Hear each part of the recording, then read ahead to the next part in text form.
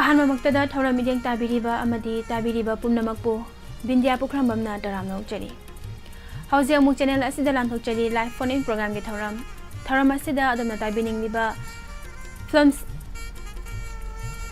ꯑꯗꯣꯝꯅ ꯇꯥꯕꯤꯅꯤꯡꯕ ꯏꯁꯩꯁꯤꯡ ꯇꯥꯃꯤꯟꯅꯁꯤ ꯇꯣꯉꯥꯟ ꯇꯣꯉꯥꯟꯕ ꯄ꯭ꯂꯦꯠꯐꯣꯔꯝꯁꯤꯡꯗ ꯊꯧꯔꯝꯁꯤꯕꯨ ꯃꯤꯠꯌꯦꯡ ꯇꯥꯕꯤꯔꯤꯕ ꯄꯨꯝꯅꯃꯛꯄꯨ ꯀꯥꯏꯈꯨꯝꯅꯕ ꯑꯣꯏꯖꯔꯤ Megahas 90.0 Wahong Radio da thoram asibu tabiriba ISCOM TV channel da mideng tabiriba SKTV da yengbiriba Kusem Radio da tabiriba amadi Diamond TV YouTube live sat da thoram asibu saruk yabiriba mayam pumnamakpusu taram nokchari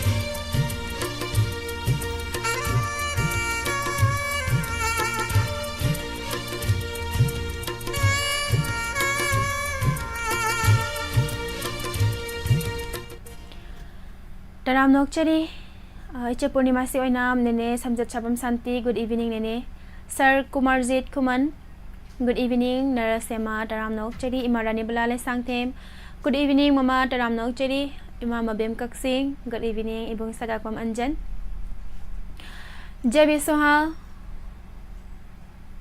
taram nokchari Kunjamayum Yoirenba Maitei good evening Khaba taram nokchari Good evening mayam pumnamak thoram asida season nazariba number 7005707808 number ase amuktang gahanna 7005707808 number asida call to biraktuna sandok sariba live phone in program ge thoram asibo mapung phan biyo haina haijeri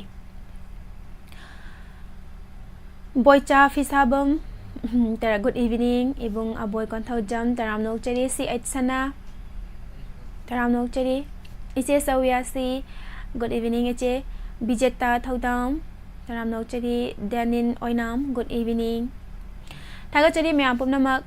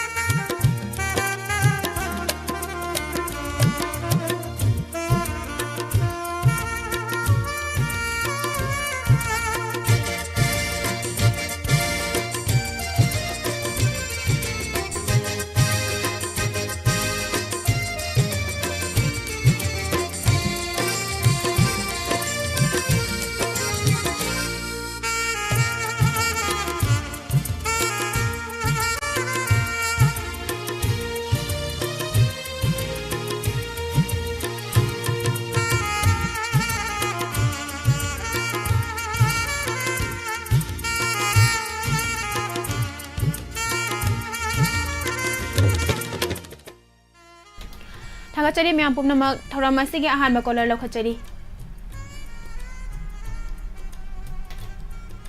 Hello Good evening minglai from Haibiyo I Chandra Khong dagine Madhavi kawe taram nokchari ma Madhavi mayam punna tamin najaje karamba isai khanbi ke dabano ima hujiki sakhang daba film gi kari thada lauge na haibado to tajani yam phajabe se ma khanbi re do ima isai se tabining ba happy ke dabro mayam punna dam tamin najaraje kozol tamjari ima na khanbi re libai isai sakhang daba film dagi Nongmathem ibom sa madi Pusparani ani gi khonjel da biramanga me kola gi mek ta mayam punna taminasi Thagachari ma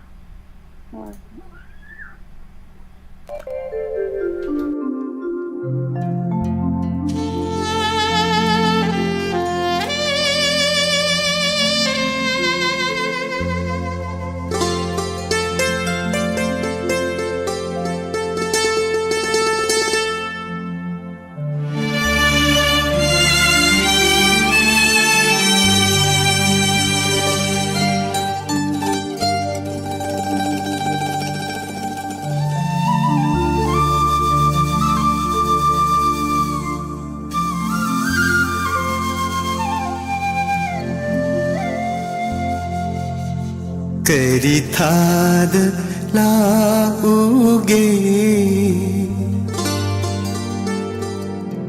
मेरा थाद लाक्सिरा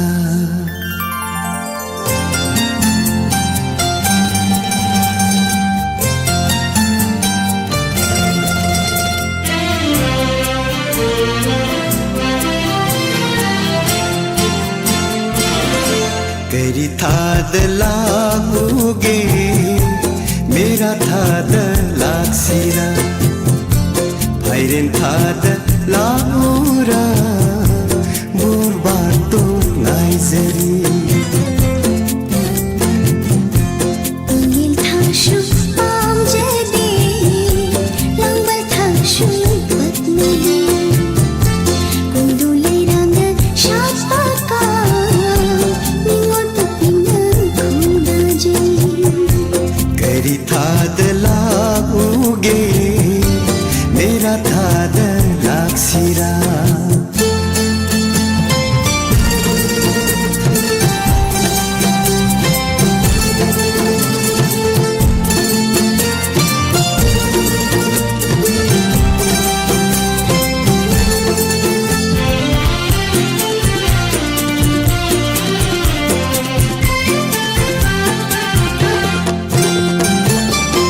Kalin may salang dringay inganungzu nang dringay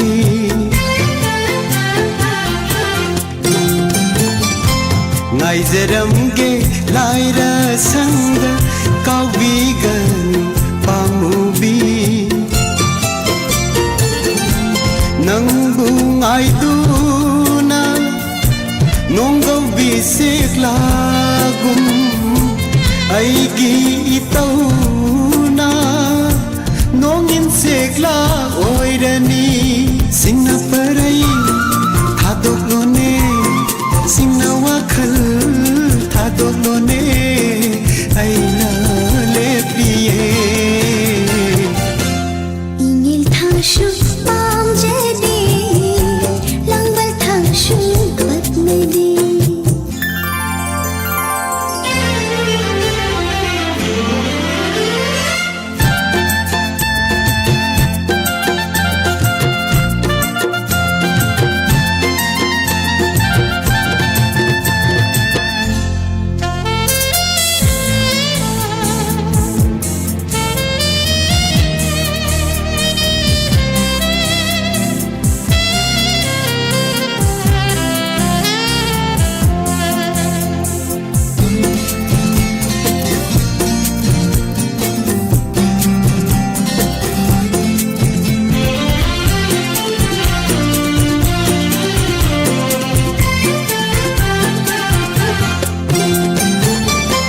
Sejibugi nama panba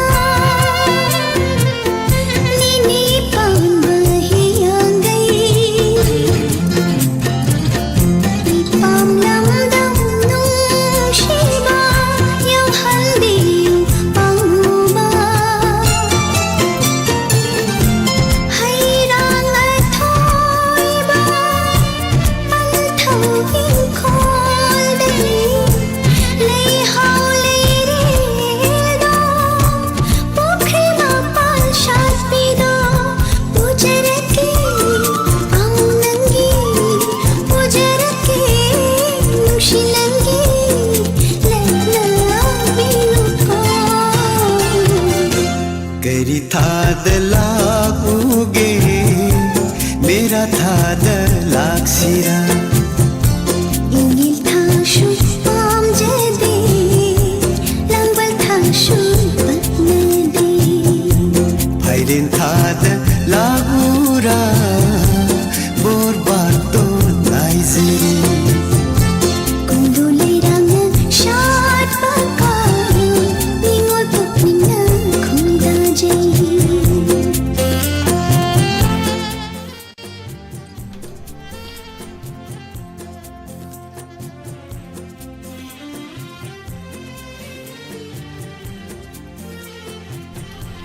Thagachari mayam pumna mak thoramgi ahan bada yamna fazaba isay ama mayam puna taminare तोंगान तोंगानबा प्लेटफॉर्मसिंगदा मदि दामन TV live चाटा सरुक याबिरिबा मयाम पुमनामकपु kaikhamnaba uchari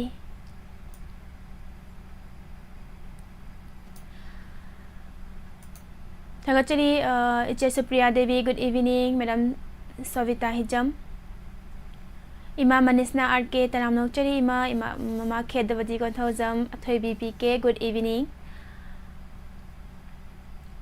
thagachari Bikas Kongbam good evening mathagi caller amula khochari hello Miss. Taramnokchari Good evening. Good evening minglek pham haibiyo Miss ay nong koin horok tagi ran ta ka khap. ije Ranjita Taramnokchari se ije gai mathel hona birige Miss kan suai oi nam thong. ay da ije karam be se khanbi ga dabano Miss la mai film dagi salam Sophia na sakpa. Wakhal itha khaurure khamai nungda. Hai du padi ngandare isil sila. Luna luna. Isai saja ke isai me khap kare. yam phajabe se ma khanbire do ga iche na jumati amang thokpire do tabining ba happy ga dabro ije Hoi, tapi ni mati lai tapi lai riba maru mapang mayam juga ngitu tapi riba dan menteri tapi riba yang riba mayam pernah maka loinya na tam nazar gini. Kodol tamjari ise na khanbiri be ise lamai film dagi Salam Sofia gi khonjel da asajit angom sa gi mayek da okena maksam na sarang li be ise taminasi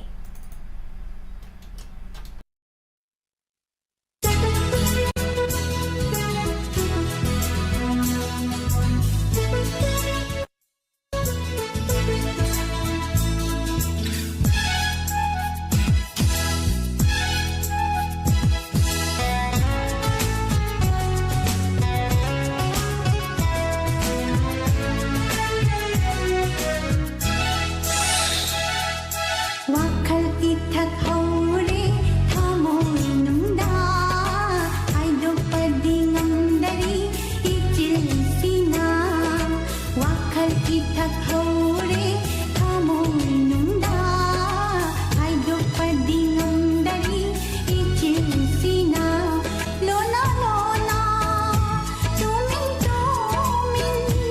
ingatiba magi mitye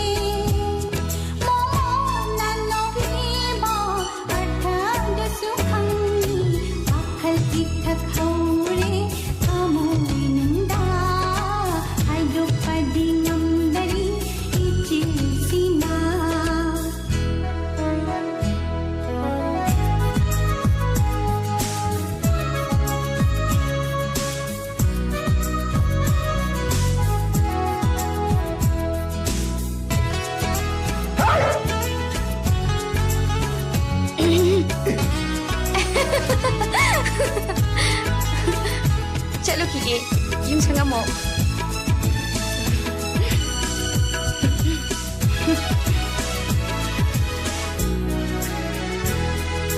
Khang hau dana laki nu mamana chok tharaba niyena nusina yen lakhi Khang hau dana laki nu mamana chok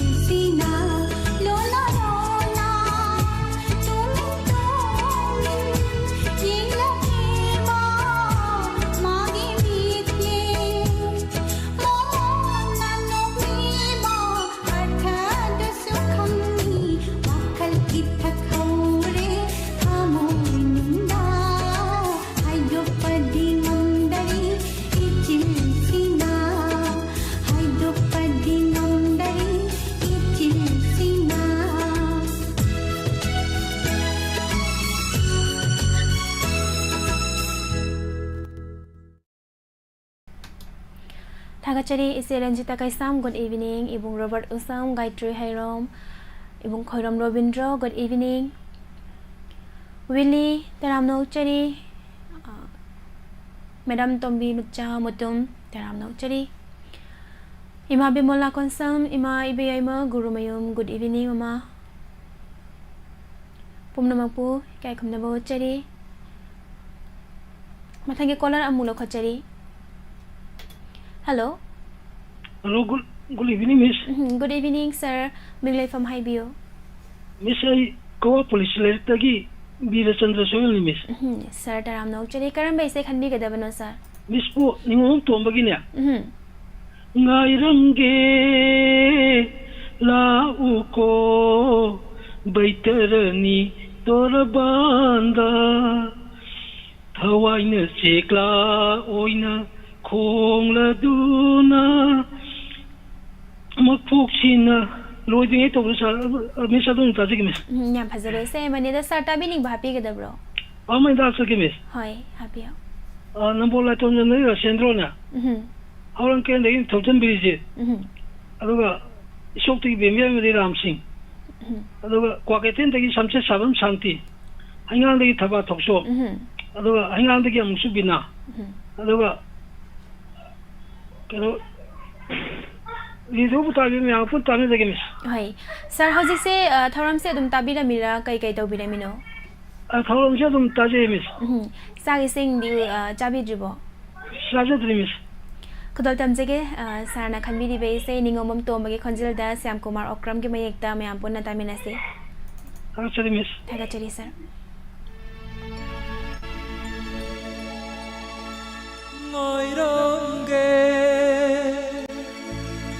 Lagu ko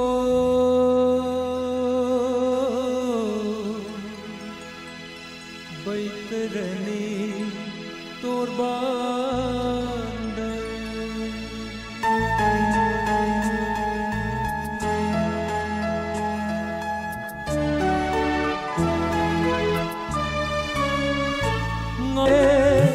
Lagu ko Baitarani Torbanda Hawai na chekla oina Hong la duna Hawai na chekla oina Hong la duna Mapok tu maloy raga Ningay da na pairaku Mapok tu maloy raga Ningay da na pairaku Hawai ki yare Tham nung lay konda Hawai ki yare Tham nung lay konda Ngay ramge Laku ko Baitarani Torbanda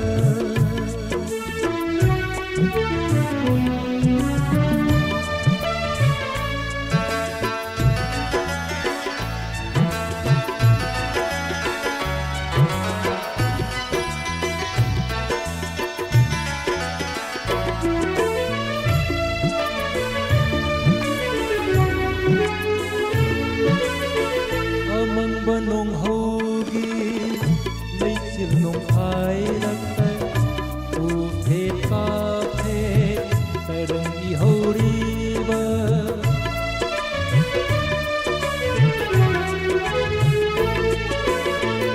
Amang banong hogi Lay silnong ay lakay Upe kape Tarang ihoriba Yemu ahin khudin Hawan mayranata Yemu ahin khudin Hawan mayranata Ningam danaloy kaba Hawai mirelni Ningam danaloy kaba Hawai mirelni Ngay ramge Laku ko Baitarani Torbanda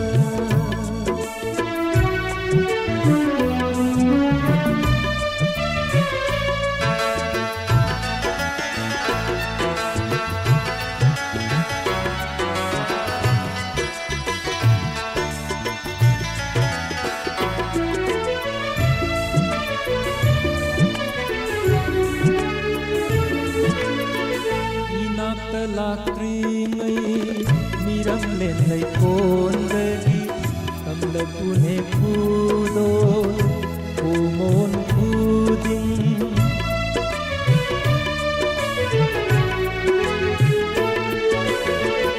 inakta laktri ngai miram len lai kon dagi samlakune pudo umon puding katlagu tarapan kanaura bikutsaduna katlagu tarapan kanaura bikutsaduna sakarage hairang leirang amoi pena sakarage hairang leirang amoi pena ngairangge laku ko baitarani torbanda hawai na chekla oina khongladuna hawai na chekla oina khongladuna mapuk tu maloiraga ningai dana pairaku mapuk tu maloiraga ningai dana pairaku hawai gi yare kham nu ngai konda hawai gi yare kham nu ngai konda ngai rangge laku ko baitarani torbanda baitarani torbanda baitarani torbanda Thagachari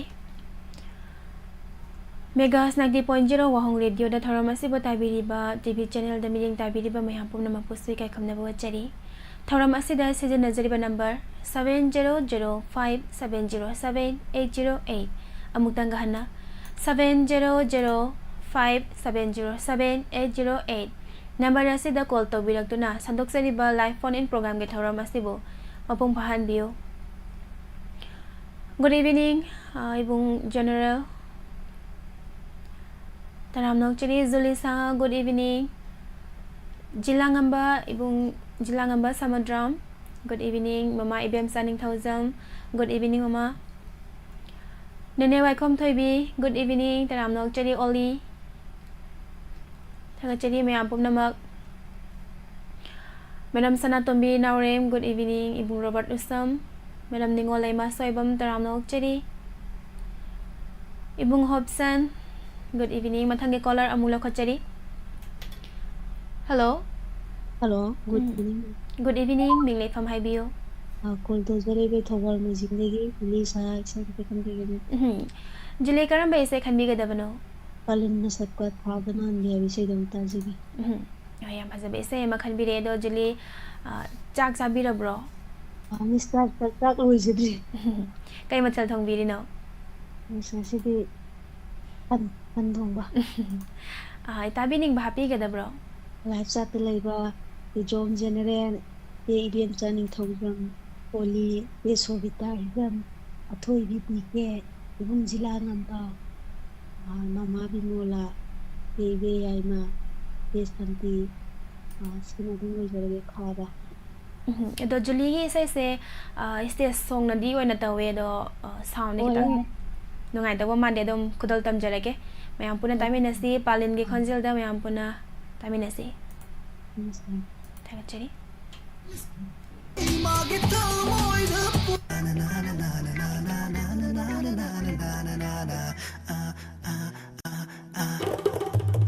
My Tondi Tajer Manbiri, my Tondi Tajer Manbiri, only sing Madi, Magita, Moida Puramle.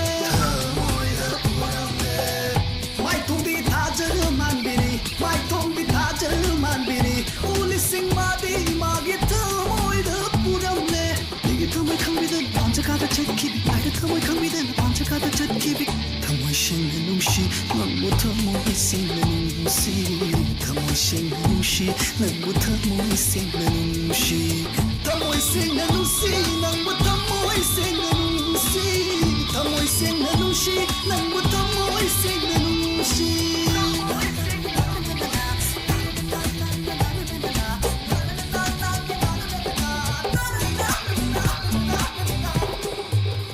ꯃꯤꯠꯂꯨꯗꯤ ꯂꯥꯏꯖꯒꯨꯝꯕꯤꯅꯤ ꯃꯤꯠꯂꯨꯗꯤ ꯂꯥꯏꯖꯒꯨꯝꯕꯤꯅꯤ ꯑꯃꯝꯕ ꯅꯣꯡ ꯂꯤꯁꯤꯡ ꯃꯥꯒꯤ ꯊꯃꯣꯏꯗ ꯄꯨꯔꯝꯂꯦ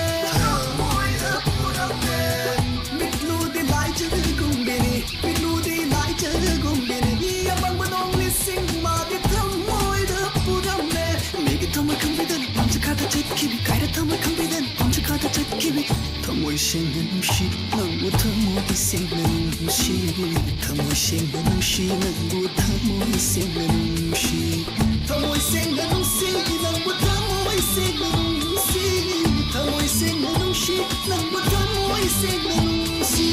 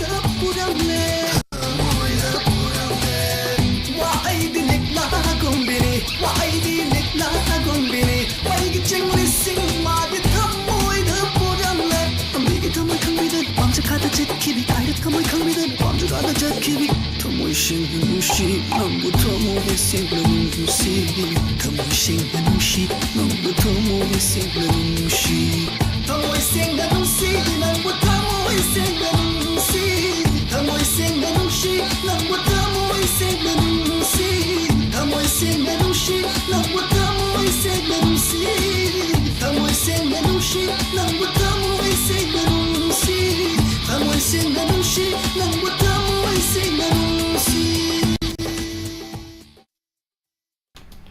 Thagachari मैं आपको नमक black से यहाँ पक से है भी thank you Thabas na live stream madam इसे का दिन लो पाल में good evening इसे madam mem थोई दिन थोजम तराम नौ चरी थोरम नौ न चंग भी देख लीबा मैं आपको नमक तराम नौ चरी madam lai में यम प्रेमिला फोन सुंग फंग फंग दे नाउ बोई ना सक पैसे एम तथा भी रो नाइ भी रे थागचरी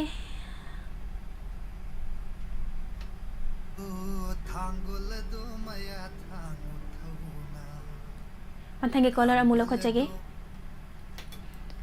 हेलो हेलो गुड इवनिंग चाबी मा गुड इवनिंग उमा फोन तौजरी से ममाई बीआई मा वांखैनी सेमपुकी मपानदगी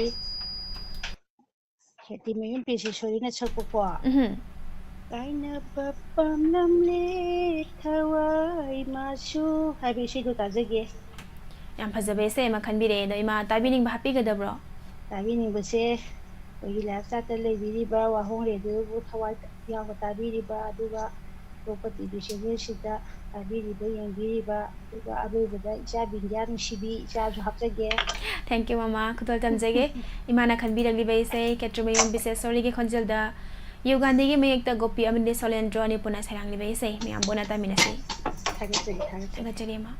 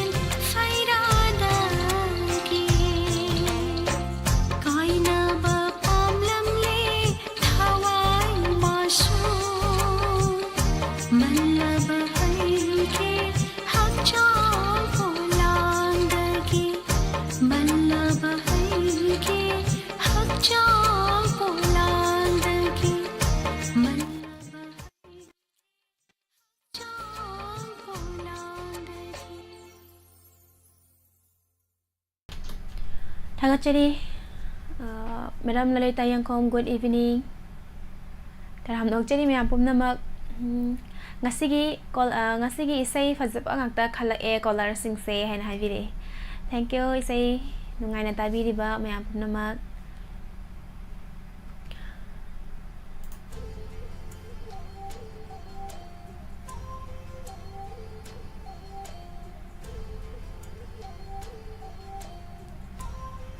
Miss Bindia, t-shirt lit pa na paksaya. Napigil dress di pakti t-shirt na pa Ibang Pramananda Thapam Taramnok Cheri Willie, good evening. Iche Thangzam Anjana, good evening Iche. Iche Sawyasi Taramnok Cheri. Isaya Manungsi, thank you. Mathangi caller amulo khachage. Hello. Hello. Good evening, Minglay from Highview. Good evening. Nompok Singmaidagi, Kesupiyane. Taramnok Cheri se. Thagachari. Chak sabi dribo icha. Chak si sadriye. Kai mathil di thongbi lage. Thogri ma thonge do kang hawam tawre. Wakhal di yam nungai na call si tarap ko male do isai sin na kamdong di jano. Say di khangri ning ba kai mi say yam sa ge tawu. No fe taraga ning ba kai bi jala. Adubudi mai thong da budi ne ma. Yai thamoi da jaksera ju mai thong na mono ko kaisu kai ni da. Oh. Ado je isai maming di pokti khangjage. Kaurage philamgi ranbir thongna na sakpa kaurage khantha batawudo. Adum ta tajage. Kalam baduga kaya da tayo nakraba. Momon toraga phone torak pasida nungai ba khalak to malore. Kaurage khankraba aigi punsida. Hydra. Doje tabining ba? Khantha batawudo. Tabining ba happy ga dabro ja. Tabining ba je haparoge ranbir thongna bunung sibi ba mai sai bu pamjaba mayam khudimak punna taming nazarage. Adudi mayam isai phana pamamdraga so isai se tana baran bithana da lai tawbiro. Ranbir thongna isai jai khara ngawe. Mai sai pame khara. Adudi che khutol tamjarak pa yaraga dro isai se. Aw. Khutol tamjari ichena khanbiri beise kaurage film dagi kaurage khankraba hana se hori beise ranbir thongna gi khonjal da mayam puna taminasi.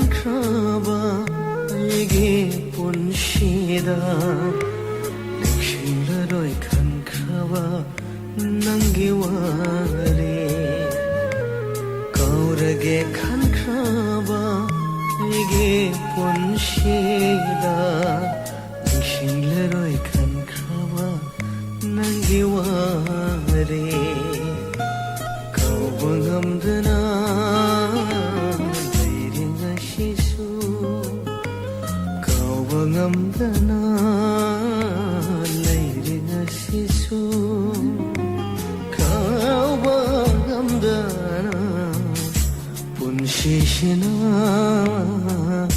punshishina kaurage khankraba aige punshida ningshinglaroi khankraba nangi ware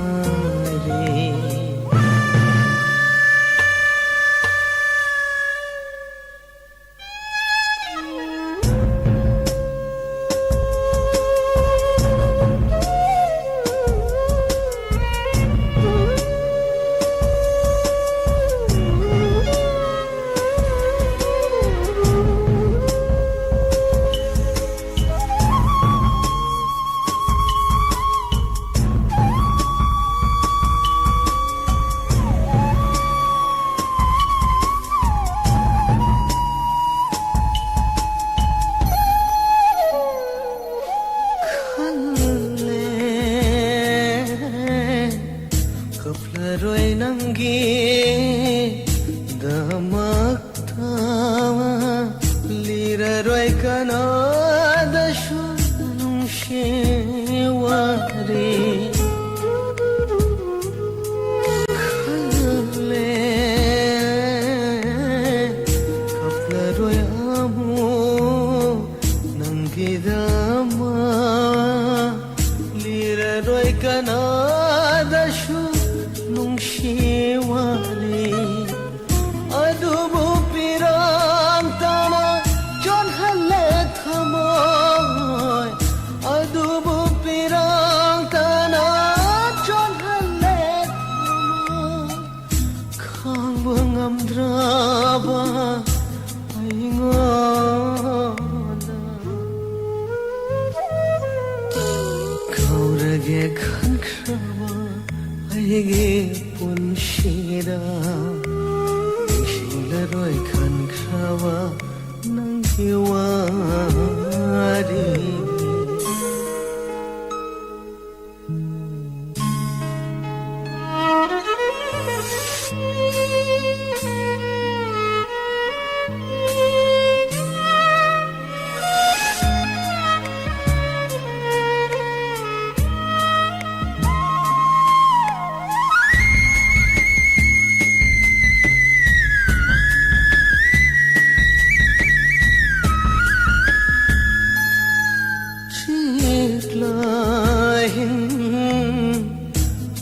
khuding hangli katana nangbu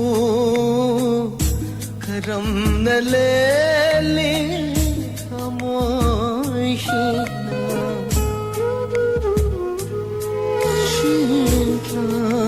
ahin khuding hangli katana nangbu karam na leli shina kabli bapun shina nahakbu kabli bapun shina nahakbu ningshin lai kare gumbada kaurage khankraba aige punshida ningshinglaroi khankraba nangi ware ningshinglaroi khankraba nangi ware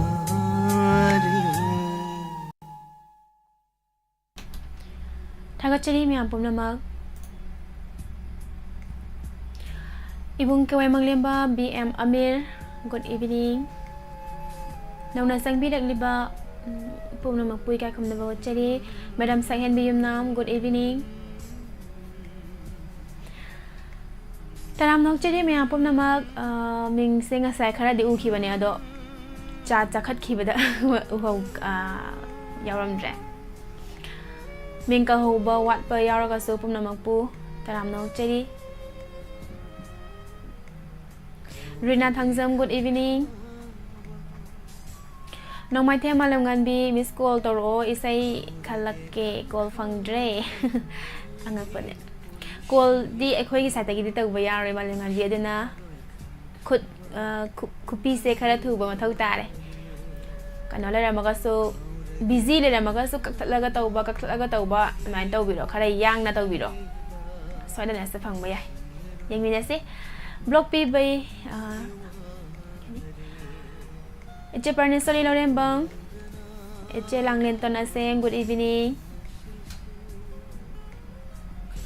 Montange caller Amula Khachari Hello Hello Good evening Ming Lai from Highview Good evening Ja no mama no problem homdagi mama jamini Mama karamba ise khanbi ga dabano Thing la ahing matam dida adu dona ambajina sayada du taage da mama hojik se kari taw biramino thoram sum sarugya biramiro ma as ai mama di phamung da dum leida nanga ado ma sai paw la padagi phamung da leibadana nu sa da sara nina phamung da dum leidi kudum phamung da leiye saksa bi dribo ma Saksa di sai isunu pi ga isunu pa ga na thongi ai ma sak ngai mina boina imagi saida khudol tamjarage asem amarjit ki khonjel da Syam Kumar Okramna sairang libe se me ampuna taminasi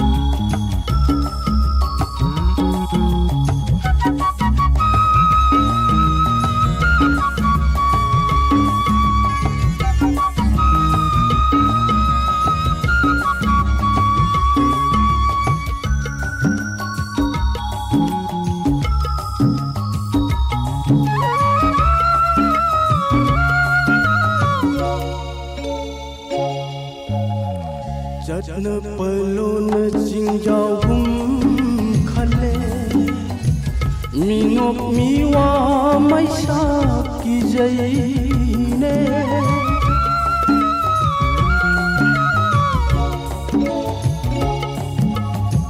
Jadna paluna jingjau gum khale Minop miwa may saki jayne Wakhal pukning se irang langne Wakhal pukning se irang langne Thamoy se pothapam khanglak tarene Thamoy se pothapam khanglak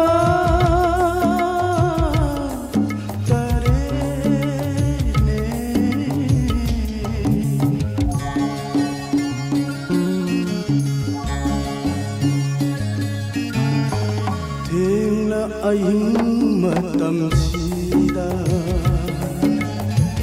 tam na tampak lamdam da ting khana oy na tari ba se oy ri darane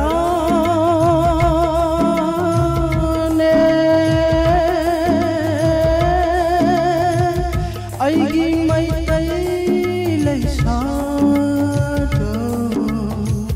Tingla aying matam sida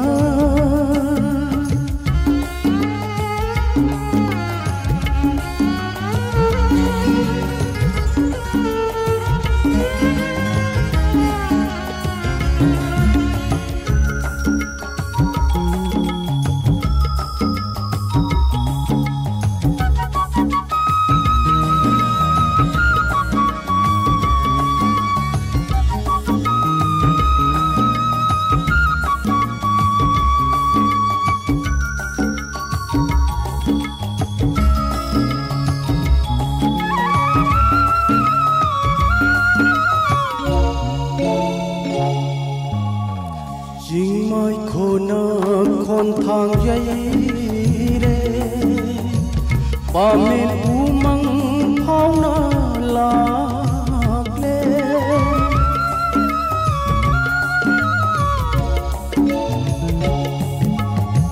jing mai khona khon thang yai re pamin umang phau na lak le tâm chân mây đây zanura tâm ki chân mây đây zanura làm chi cả đời yong ngam da re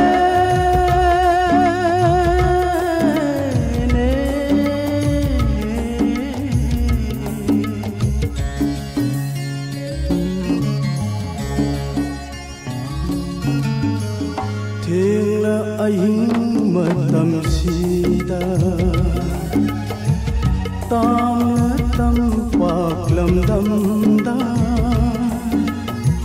ting khana oy na tari ba se oy ri darane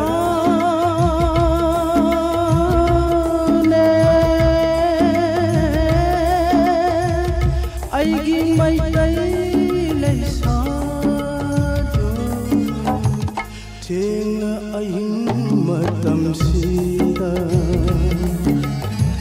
tam la tampak lamdam da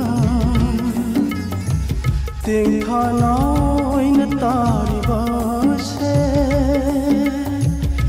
oy ri darane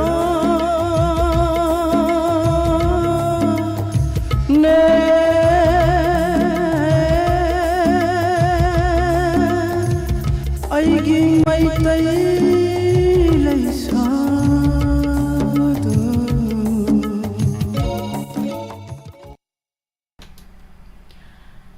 Thang chari thum yak pi ID se thum yak pi le good evening sir sa welcome drum samaram taram nok chari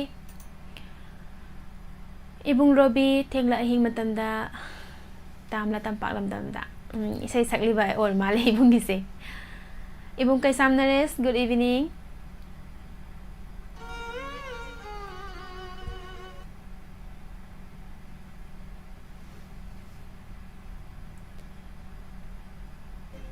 ꯊꯥꯒꯠꯆꯔꯤ ꯃꯌꯥꯝ ꯄꯨꯝꯅꯃꯛ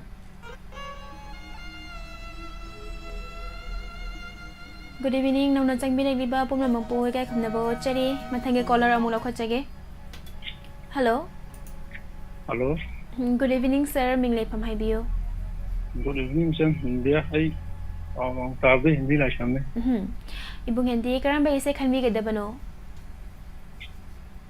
ai aroi ba bidai film gi enjoy kumar sakpa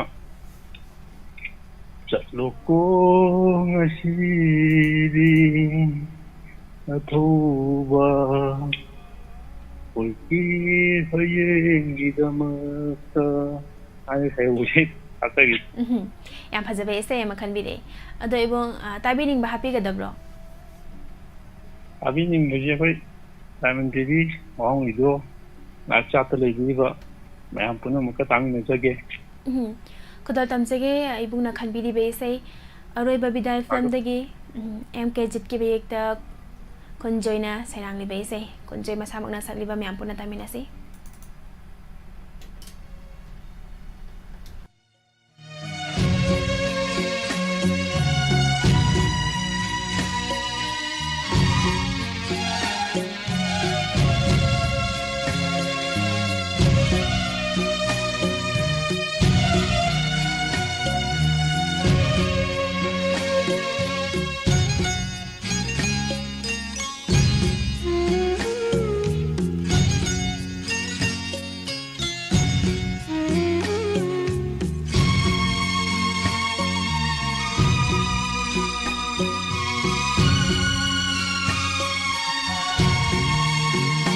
Chatloko ngasidi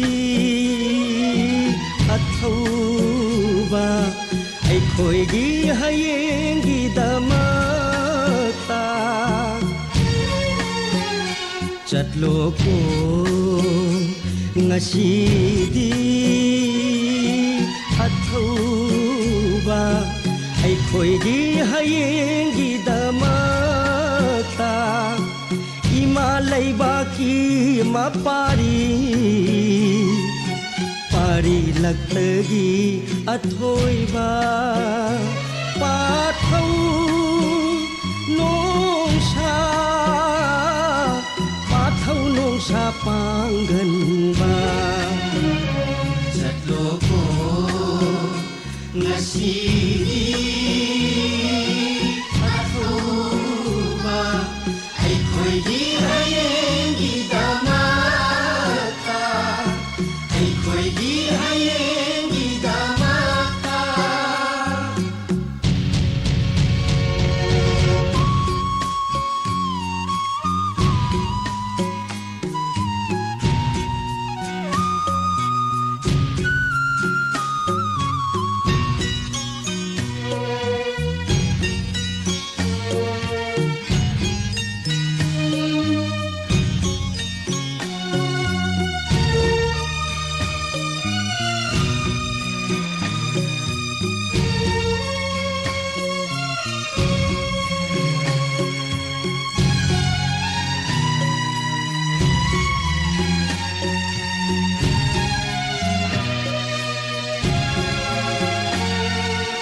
Nangna chatkhiba lambida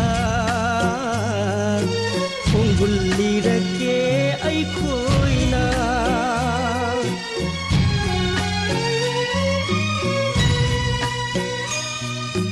Nangna chatkhiba lambida khongul lirake ai khoina Sintharakwa angangba machugi Shelaba igi khongunduna Lambi takani mutnaidana Naihat piraba khunashigi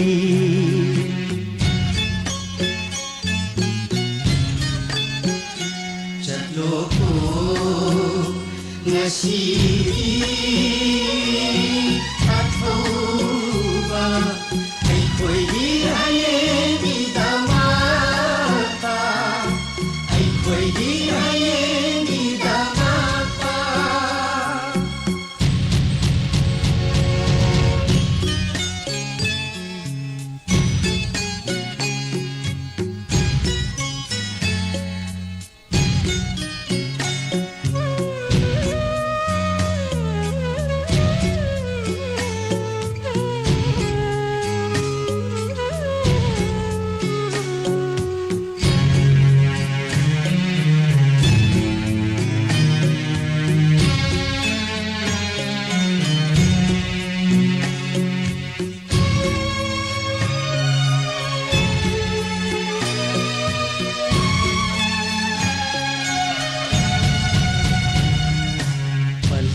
इमादी पुखाबी नोहिक नरकले थमुई नुंदा पारी सेटना खाइना बै मैरीना हिंगनिंबा फाउदरे ताइबंगसिदा योइबु योइ हेन तालिबा नाहाकु मैचा खांगमदा तोइना तोइना कौरगली मैचा खांगमदा तोइना तोइना कौरगली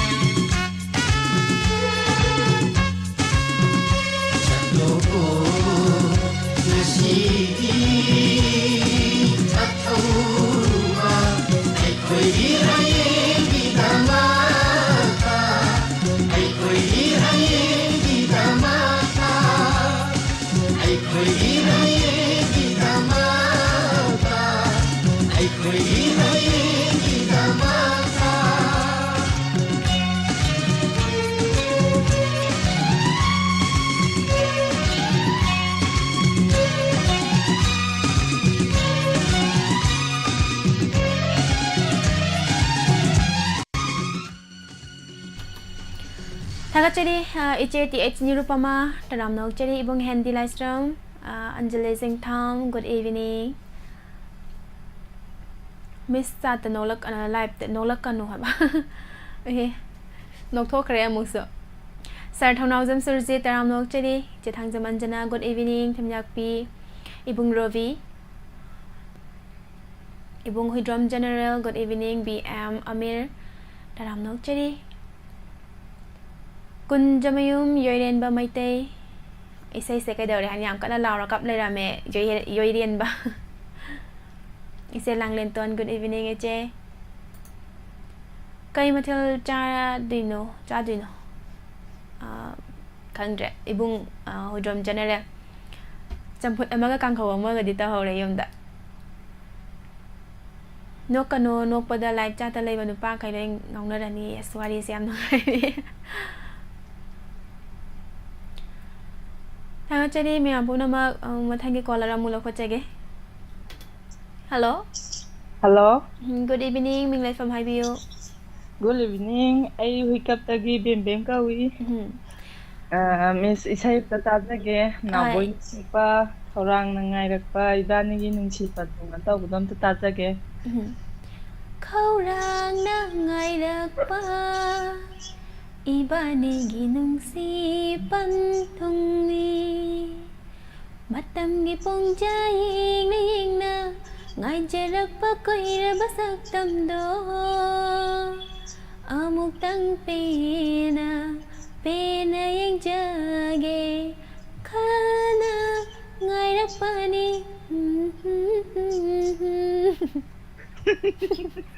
Mama ida ngaloi chale Makada itre Mayek sibo matiyam khangang ba sibo la la bro nom to plan de da ya phaje iche kai tau biramino ai jak thongamine ado iche call phangi je kaya la ola kan phangi ai je manga truk lo ola phang ado mi chat ta sumayam haina rak pada yang khai rak ola bo phang din haina yawe ba moi na tan jai khang da tai Tanja je kamain karam kanda tawraga di call je soidana di phangba yai sia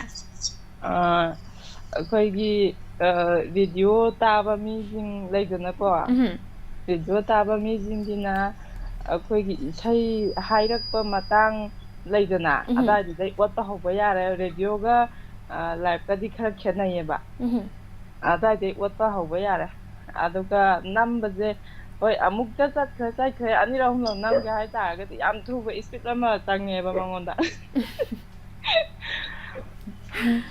ꯃꯤꯒꯤ ꯑꯣꯏꯅꯗꯤ ꯈꯪꯗ꯭ꯔꯦ ꯑꯩꯒꯤ ꯑꯣꯏꯅꯗꯤ ꯐꯪꯒꯦ ꯍꯥꯏꯕ ꯃꯇꯝꯗ ꯑꯗꯨꯝ ꯐꯪꯕ ꯉꯝꯃꯦ ꯑꯗꯨꯗꯤ ꯏꯆꯦꯁꯦ ꯀꯩ ꯍꯥꯏꯅꯤ ꯖꯥꯗꯨ ꯑꯃ ꯄꯨꯔꯝꯗꯧ ꯃꯥꯜꯂꯦ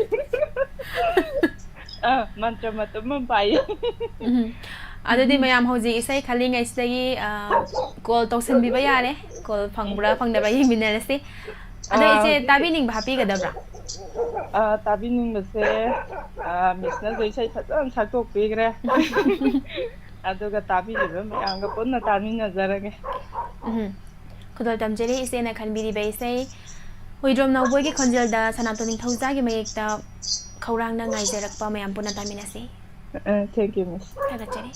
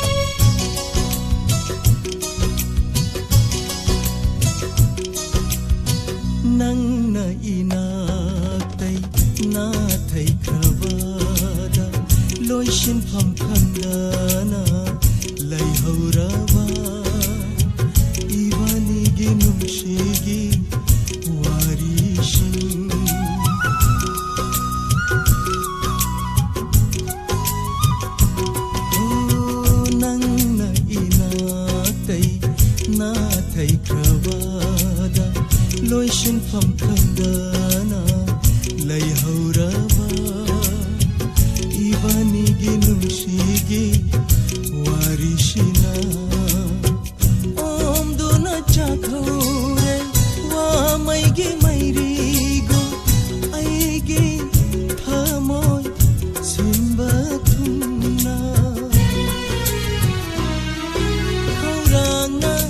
ꯉꯥꯏꯔꯛꯄ 이반이기 눈시반 통이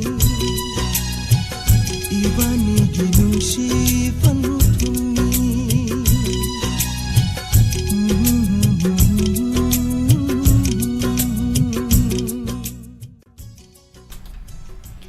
Thakachari me apum nama Jaya, good evening.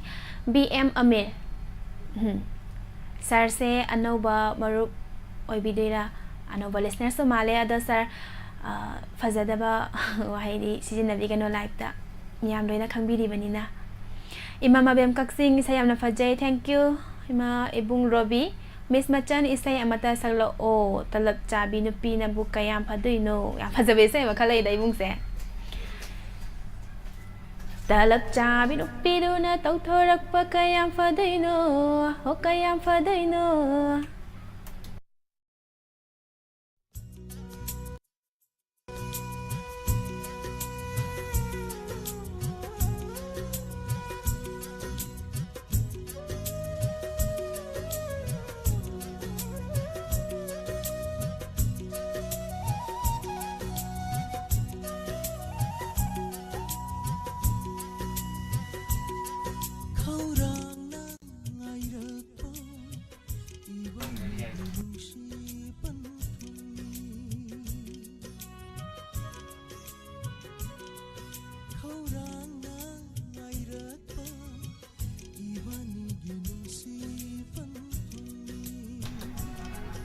Asing babagni sir BM Amir wakan jam nungai ado amu kapi hai sidi kapti sai gi matang na mutje off on channel zabani hai ta ne ko isai duna mayam na kamira ko isa de am set oina sa ingai da aina nok thor aga lai raga di yam chana drama matang do aduna matang gi matung ina sun sana zabani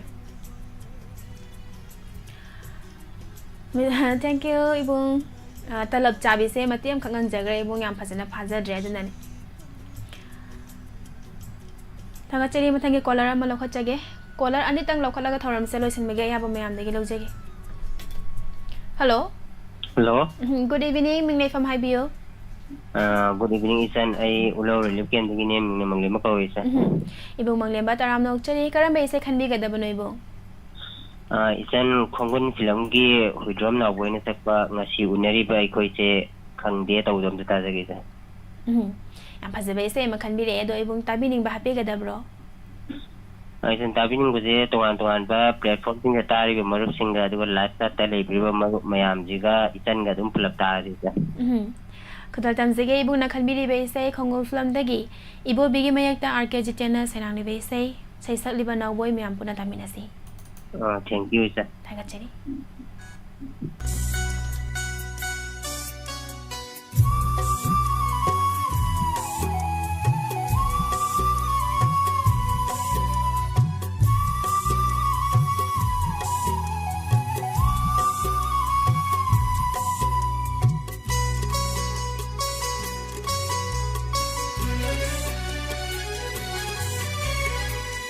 Ngasi unariba aikhoi se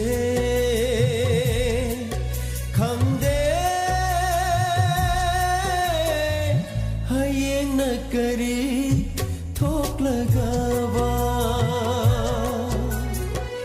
tungi punsina kari oi rakani tungi punsina kari oi rakani Badano nan kiba khanghaude Ngashi unariba ai khoi she khangde hayeng na kari thok lagawa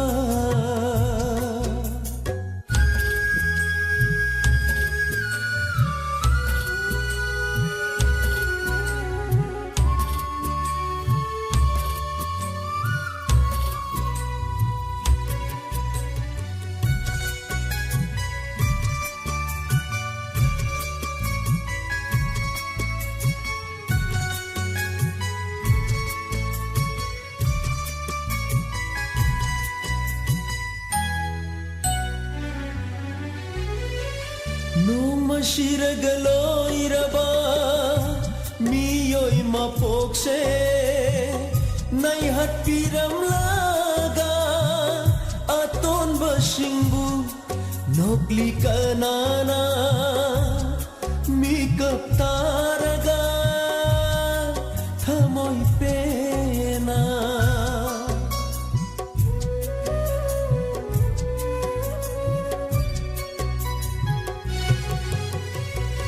ꯅꯣꯡꯃ ꯁꯤꯔꯒ ꯂꯣꯏꯔꯕ ꯃꯤꯑꯣꯏ ꯃꯄꯣꯛꯁꯦ ꯅꯩꯍꯠꯄꯤꯔꯝꯂꯒ ꯑꯇꯣꯟꯕꯁꯤꯡꯕꯨ ꯅꯣꯛꯂꯤ ꯀꯅꯥꯅ ꯃꯤꯀꯞ ꯇꯥꯔꯒ ꯊꯃꯣꯏ ꯄꯦꯅ ꯇꯦꯜꯂꯕ ꯄꯨꯟꯁꯤꯒꯤ ꯂꯝꯕꯤ ꯑꯁꯤꯗ ꯑꯆꯧ ꯄꯤꯁꯛ ꯀꯔꯤꯒꯤ ꯊꯝꯕꯤꯔꯝꯂꯤ ꯉꯁꯤ ꯎꯅꯔꯤꯕ ꯑꯩꯈꯣꯏꯁꯦ ꯈꯪꯗꯦ ꯍꯌꯦꯡꯅ ꯀꯔꯤ ꯊꯣꯛꯂꯒꯕ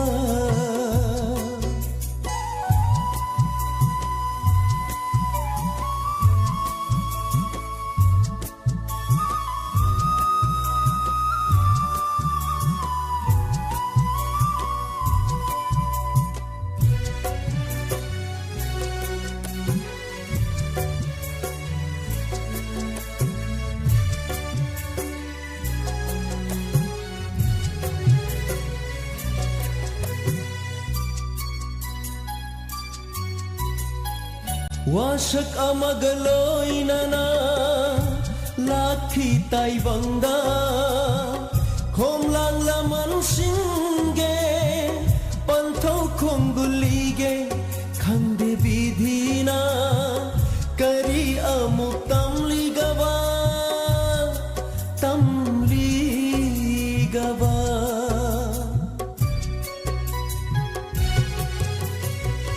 वासक अमगलोइनना लाखी ताइबंगा खोमलांग लमन सिंगे पंथौ खोंगुलीगे खंदे विधिना करी अमुक तमलीगवा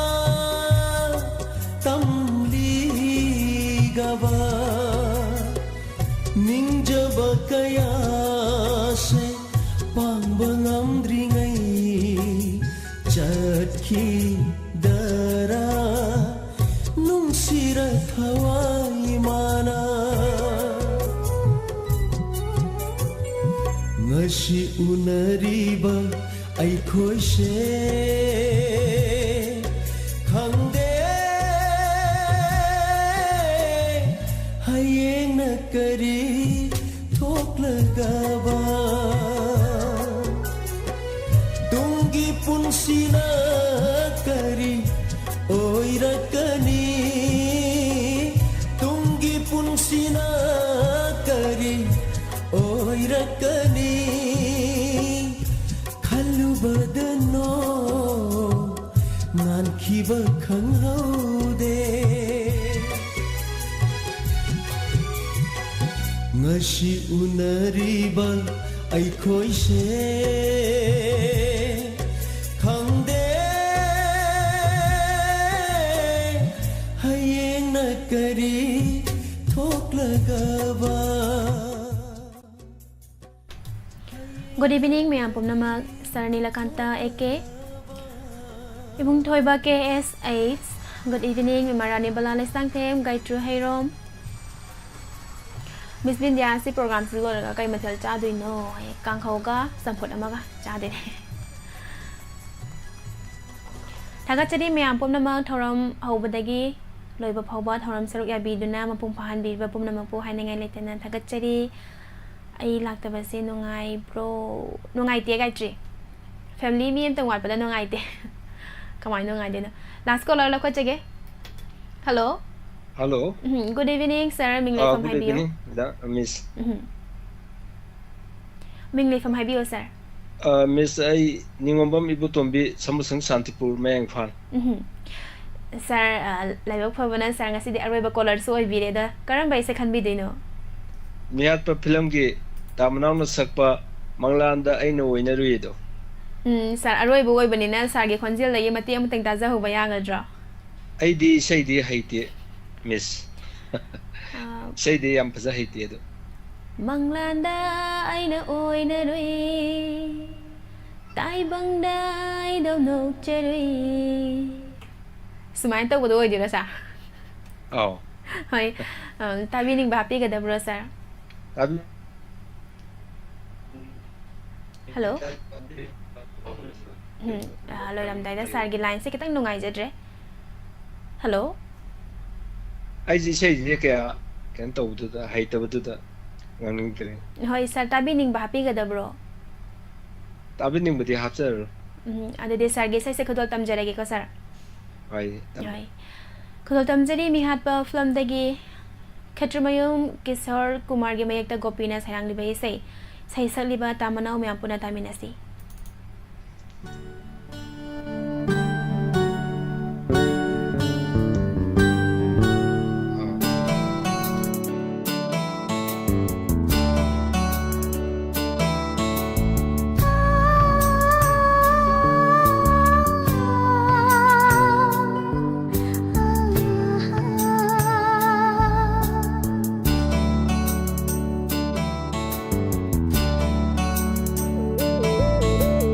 Manglanda aina oina rui Wakalda idom no cherui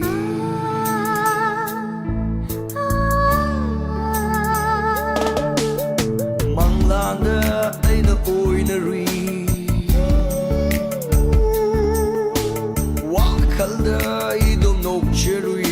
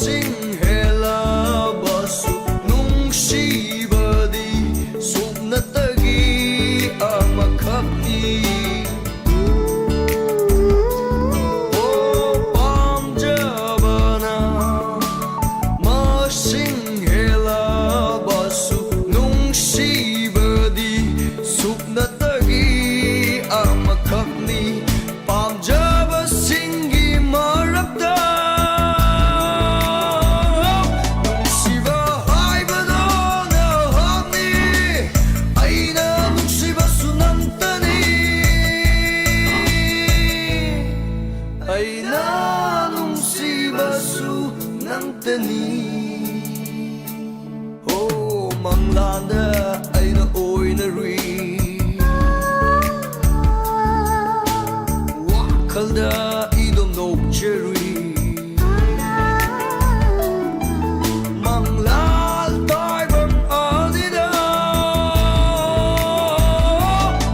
wala namgi shaktam sina masira ne tumsi bu hai bado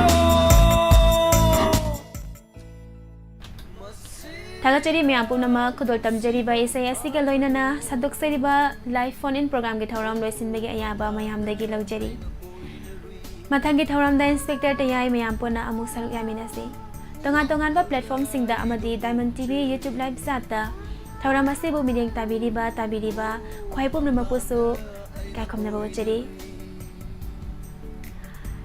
थौराम लोइसिलकपदा थौराम असिबु सरुक यामा जंगबिरेगलिबा ibung Herojit inama ayengbi haninga naitana thagachari hauziki oina di mayam dagi mikup khar dang lapthok chage pumnamakpu amuka hana bindia bukrambamna khurumjari